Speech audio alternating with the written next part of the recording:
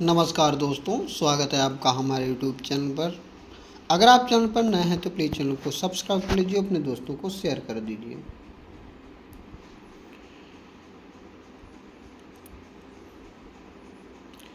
AIIMS steno dictation की ये दूसरी डिक्टेशन है। स्पीड रहेगी 80 WPM। चलिए तो फिर डिक्टेशन शुरू करते हैं 5 सेकंड में।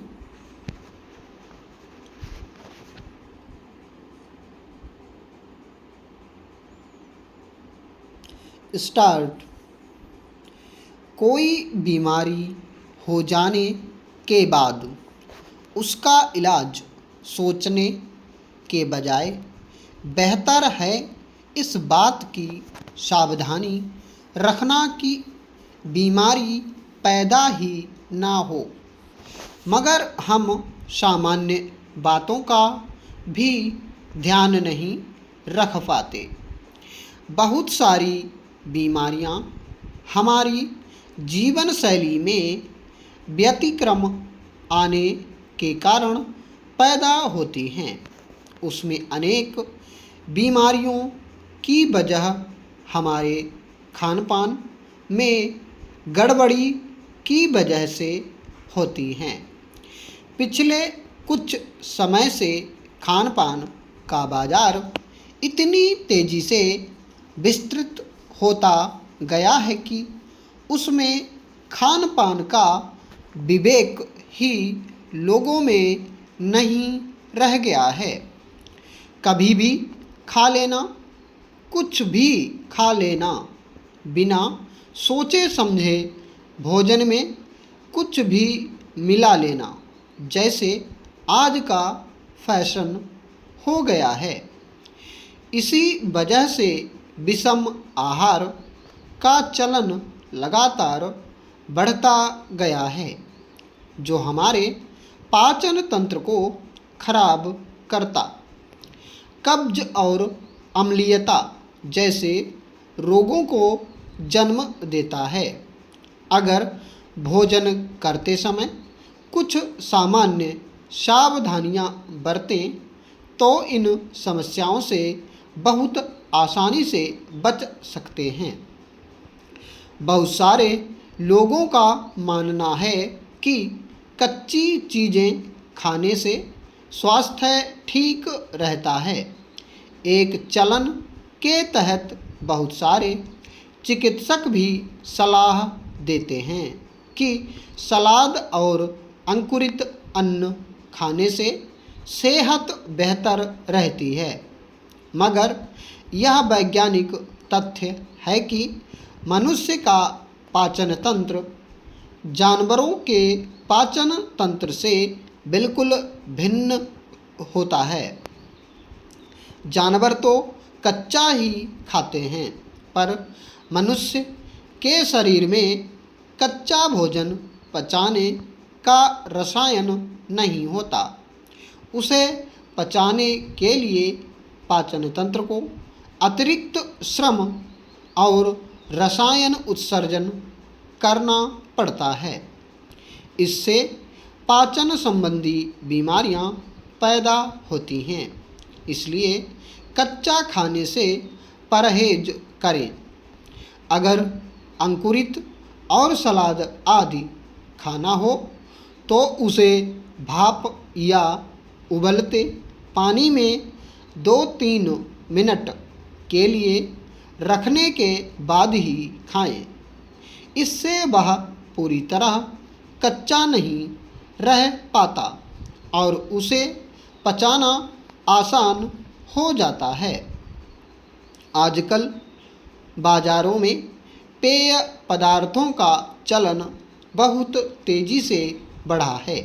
इसमें तरह तरह के शरबत, फलों के रस, दूध से बने पेय मिलने लगे हैं।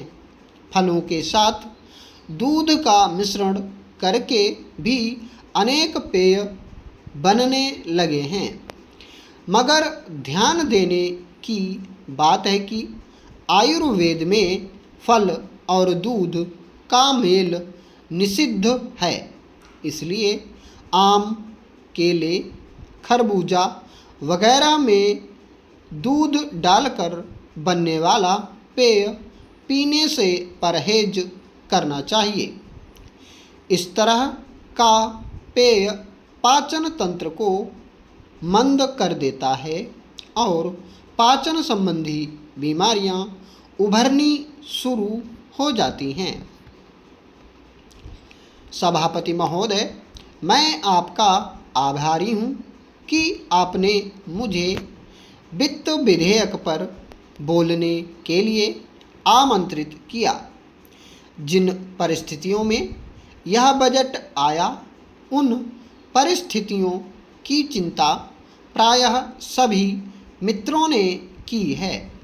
खास तौर से कांग्रेस के जो वरिष्ठ मित्र बोल रहे थे, उन्होंने परिस्थितियों की गंभीरता को महसूस करते हुए अपने विचार व्यक्त किए। आर्थिक सुधारों का दौर 1991 से शुरू हुआ।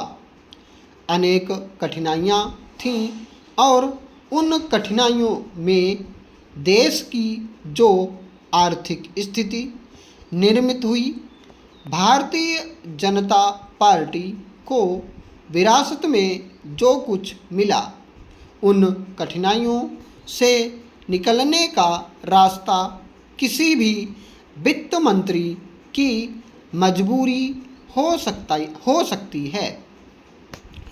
उस मजबूरी में सर्वाधिक ध्यान गांवों की ओर दिया गया और गांवों को पहली बार आर्थिक सुधार के लक्ष्य के रूप में स्वीकार किया गया।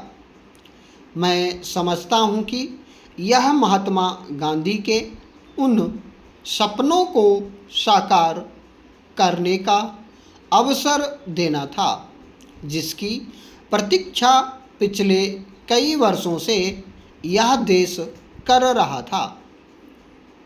हमारी योजनाएं जो भी बनती थीं, उन सब आर्थिक योजनाओं को हम केवल आंकड़ों पर चर्चा करते थे और आंकड़ों के आधार पर ही नए आंकड़े खड़े किया करते थे, लेकिन गांवों की उन ज़रूरतों को महसूस नहीं कर पाए जिनके बिना गांव और शहर के बीच की खाई बढ़ती रही।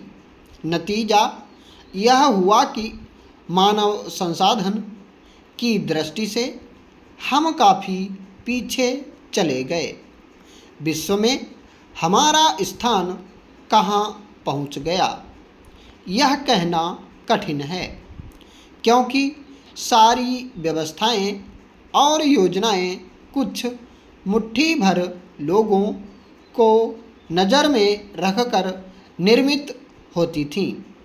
करोड़ों लोग जो गांवों में बसते थे, उनके पीने के पानी की चिंता, आने जाने के लिए रास्तों की चिंता, रोशनी के लिए बिजली की चिंता, खेतों में पानी पहुँचे इसकी चिंता, उनकी उत्पादकता बढ़े इसकी चिंता और उनके उत्पाद की अच्छी कीमत मिले इसकी चिंता बहुत कम की जाती थी, शायद नहीं के बराबर की जाती थी।